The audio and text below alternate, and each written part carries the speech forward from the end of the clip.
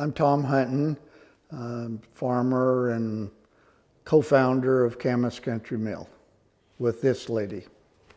And this lady is Sue Hunton, and I am the co-founder with Tom of Camas Country Mill.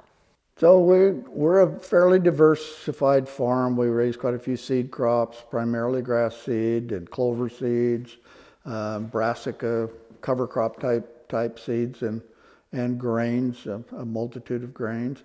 Our milling operation has now grown to the point that we can't grow all of what we need, so we've got a great group of growers that we work with around the Northwest and Western United States for other grains as well. And so we get to identify varieties that the best bakers in the world love, and yet we can sell that same flour to a local school district, to a local restaurant, and so on. And so we have, our own baker in our own little kitchen here, so that we can test these things from the mill as well. So obviously, not everyone that's a grain grower is going to build their own flour mill, but for us, we recognize that as a critical piece of infrastructure that was either keeping us down in the commodity world or being able to get into the value-added final product sales. So we wanted to keep it simple, and stone mills are pretty simple, old technology, and retain the nutrition and so on.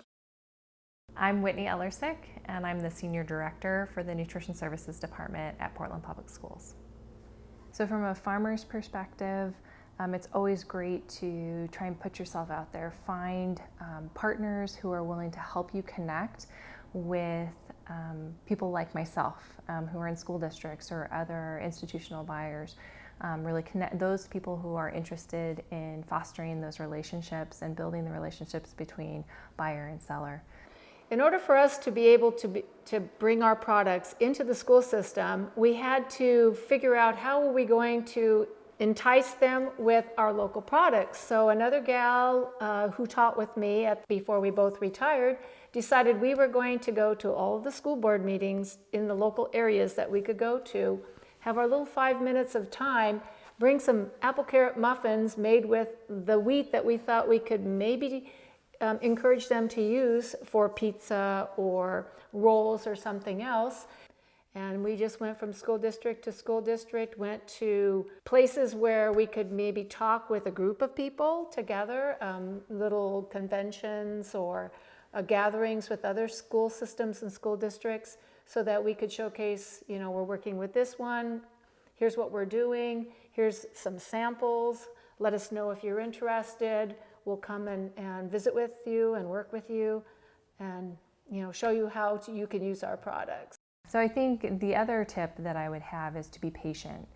There's a lot of rules that come with operating a child nutrition program within the USDA. And so it's important to have open conversations about what that looks like for not only you as the grower or the seller, but also for the school district and how they have to operate in order to receive funding for their services. And so just be patient with the time and the process. It may take a couple of years, but always be willing to come back to the table and see what may have changed, because we're always thinking about how we can continue to improve our menus and the opportunities for foods that we can incorporate into our menus. It wasn't easy because working with whole grains is different than what they were used to. And one of the other things that school systems didn't have anymore were kitchens, full production kitchens where they could actually make things from scratch. So we had to come up with some mixes or things that they could just add a few things to make a muffin or make something that didn't require all of the kitchen implements that they were missing. So our department has historically had a strong value in supporting our local economy, specifically Oregon foods that are grown and made here. And one of the things that's helped us sustain and also expand those purchases and really feed into that value has been the support by the state legislature that has provided additional funding through the Oregon Farm to School program. And so for my department, that means that we're able to reach out and work with new partners and expand what we're able to do to introduce new Oregon foods to our students. So the yakisoba story really took place over a couple of years and started with our department working in collaboration with the Richmond Elementary School community, where we have a Japanese immersion program. And one of the things that we wanted to do was listen to the parents, listen to the community, and see how our department could help represent foods that would be culturally responsive to the Japanese immersion program. So we listened and we worked with them and came up with experimenting with recipes around yakisoba and did a bunch of taste tests with our students over a series of menus. And then came to try to implement that into one of our local lunches. Hello, my name is Lola Milholland, and I have a noodle business in Portland, Oregon called Umi Organic. And we make fresh, certified organic ramen and yakisoba noodles. I studied Japanese since I was 5 and lived in Japan and came home just completely in love with fresh noodles. And I also learned that Portland is the largest wheat and barley export gate in the nation. And so I realized, I started calling them boomerang noodles, but I realized that wheat was going across the Pacific to Japan and coming back as the noodles that I was buying. And in that moment, there was a real resurgence of interest in local grains, a little behind the farm-to-table movement, but coming up. And so for the first time, it might be possible for me to buy regional grains to make a fresh noodle. And that was where the idea for the business began. So there's a nonprofit called EcoTrust that I used to work at, and they are really committed to knitting together the local food economy. And they started hosting an event called Local Link, and it was specifically for regional producers to meet institutional buyers, so public schools and hospitals, corporate cafeterias. I showed up there with my little butane burner and pot of water and was cooking up noodles, and Whitney Ellersick of Portland Public Schools came to my table and said, "Do you have yakisoba noodles?" And at the time, I didn't. I just had ramen, but I had been considering making them. And in this very brief but personal conversation, she told me that in order for her to serve them in schools, which she wanted to do in April, and this was in November, I had to make a noodle that was over 50% whole grain, and the remaining flour had to be enriched. And so with just that little bit of information, I began working on making a yakisoba noodle. My first step was sourcing whole grain flours. And I knew I wanted to work with Camas Country Mill because they're a mid-scale mill, which means that they have enough volume of flour year-round that I would be secure in knowing I could source that flour at a volume that would work for public schools.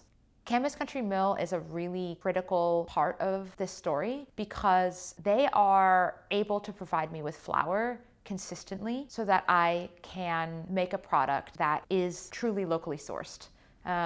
I think of that as kind of like a double whammy, where the school district is buying noodles from us, and that represents local jobs. But we're buying flour from Camas, and that represents more local jobs and organic flour that is being grown in our region. And you know, if he has done so much work to exist at a scale that can serve projects like this, and so without him, this wouldn't be possible in that sense. So we developed this noodle that we loved, and it was over 50% whole grain. The rest is organic enriched flour.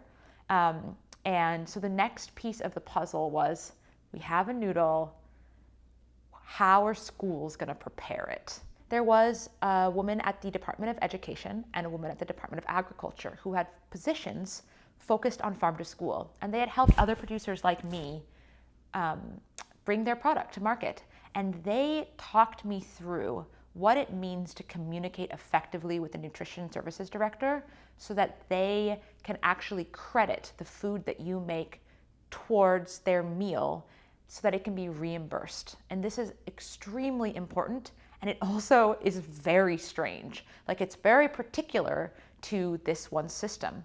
And so Amy Gilroy really talked me through what it meant to take my recipe and understand what parts of it worked for schools and communicate that. So I did that work. And then I started working with the Food Innovation Center, which is also part of the Department of Agriculture in collaboration with our Ag Extension School, which is called Oregon State University. I had heard that every school nutrition services director has an oven on at 350 degrees at all times. Like, they may not have a griddle, they may not have a steamer, but they've got an oven and it's probably on at 350 degrees.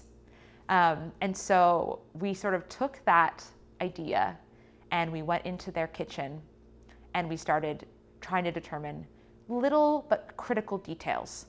Do the noodles get covered with tinfoil? Do you mix them with the vegetables? How much oil do you use? When do you add the sauce? And we really workshopped what would be best for a school so that at the end they have these noodles tasting as delicious as they could possibly taste, but it also really works within their cafeteria. And despite that sounding really complex, we did that in about a day or two, where we just really tested factor after factor until we had a recipe that we felt really solid with. So some tips for my colleagues that are often looking into how to expand or even start placing local food items on their menu is to really think small and start with something that you already have on your menu that you would like to, substitute in, or being open to finding something. If you find something, being able to incorporate that in to your menu as a local food, as opposed to what you may have been already purchasing. The other thing to think about is it a limited time offer menu item? Can you do it just one time as a featured item? That way you can test how it looks on both sides, both from either the farmer or the manufacturer's supply chain side, or from the school district supply chain side, and figure out what's working and what doesn't. Gives you time to test the waters and see what you need to revisit and see if you're able to expand it beyond that one time on the menu. The other thing to think about is what is the capacity? In some cases, some farmers may need to work together, and maybe there's a co-op that is of farmers that makes it possible to meet the demand or the need of the school district. So for example, when I need 20,000 servings of a food for one menu day, that might be really overwhelming for a smaller farmer or producer. But together, they may be able to make up a whole menu's worth. I think that my honest to goodness biggest fear of all was whether the kids would like to eat the noodles, because there would be nothing sadder than serving something that you made that you really put a lot of love into and have it not be something that kids loved. And so I had some really good mentors, including Betty Izumi at Portland State University, and she suggested that I do a taste test. They had a school garden, and so we picked a bunch of bok choy and other vegetables right out of the garden, and we prepared yakisoba, and we served them in little sample cups, and we had little stickers, and it was, I tried it, I liked it, and I loved it. And the overwhelming number of kids said I loved it. One kid said, I have to have this in my life. And another kid said, whoever cooked this is a genius. And so it really put wind in my sails to feel so much more confident, because the first time it was served in Portland Public Schools, it was served in every school in the entire district. You've got to come at it with a multifaceted approach that, okay, you're not just a flour producer in our case. You got to facilitate solutions for all your customers, whether they're a school or a bakery or what. And so maybe that school obviously, most likely, doesn't have the capacity to bake bagels. But there's a bagel shop down the street that could use more business. And they can make a 51% whole grain bagel that the schools can buy from them. We're not going to be in the noodle business, the pasta business, but as long as we can provide the kinds of grains that these other businesses can do, then the school district it makes their job easier, because it's tough for them to source, plus then have all of the staffing with the culinary skills to produce all of this food. It definitely takes a team. at times to get a finished product onto a school menu and approved for our child nutrition programs. Some foods are easier than others. Fruits and vegetables, they're usually pretty easy for us to call out specifications of what we want and for farmers to describe what they have and for us to make a match. In some cases, proteins such as turkey can be really easy as well, knowing how much of a cooked protein is left for us to serve to a student. But grains tend to be a little more difficult, and any combination foods where there's grains and proteins together can also be complex. And that's where it's important to reach out to some other experts beyond just the grower and the school district buyer, but reach out to the Department of Education, the Department of Agriculture, and make sure that everyone is well informed and able to support you along the way with that technical assistance on what documents you need, and any other important pieces of how to maybe revamp a recipe or change the amounts of ingredients or the labeling in order to make it fit the rules for our program. The other thing is too, why it's important to look at local schools as a potential market if you're a farmer is we're blessed in that we live along a freeway that connects a lot of affluent people between Seattle and San Francisco and Los Angeles. That there's a big consuming public out there. If you're in Montana or Nebraska or some other areas, you may not have access to that foodie network that's willing to pay it, but you got a local school district. And no matter where you go, you've got certain levels of food consumption that fit for you. And so that's why schools can be an even more critical customer if you're in a more rural area than where we are. Probably the biggest challenge for me and most new growers when we've lived all our productive life as market takers. We engage in a transactional commodities world that we can wake up early in the morning and see that what Chicago futures have done. Now that pricing responsibility and value capture falls on me and us. And that's the hardest part of the job to get used to is we don't want to charge too much, but we pay growers a premium to grow the varieties in a manner that we want them produced to meet our consumers in need. And we should be proud of that. And for some reason, generally farmers are hesitant and it's aw shucks and well, I guess I could give it to you for this. And we've got a real brand recognition now, and we're not known as the cheapest guy on the shelf if we were on a retail shelf, but we're consistent quality. They know where the grain came from, how it was grown, and the people that did it.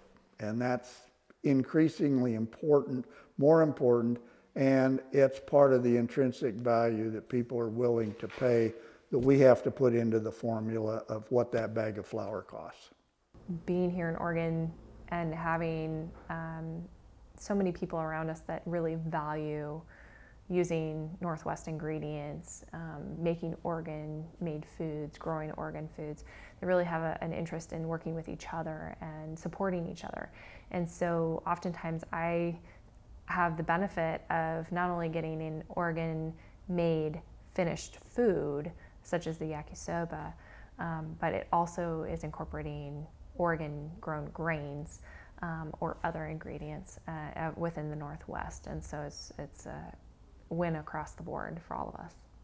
When I think about getting yakisoba into school lunches and what that has meant for our company, I am very aware that it required many people and their contributions. And I think of it as an entire ecosystem. And so, there's Whitney and there's me, but we actually needed every person from Tom with the flour to the food corps staff, the Food Innovation Center, the Department of Agriculture, the Department of Education. It's all of these different people supporting each other and playing different roles. The people who have worked to help pass legislation so that there's extra money for schools to make purchases like mine. every piece of that is part of this story. And I think for other people who are thinking about work like this and wanting to be involved, letting yourself imagine an ecosystem and what the pieces are, that act of visioning is really important.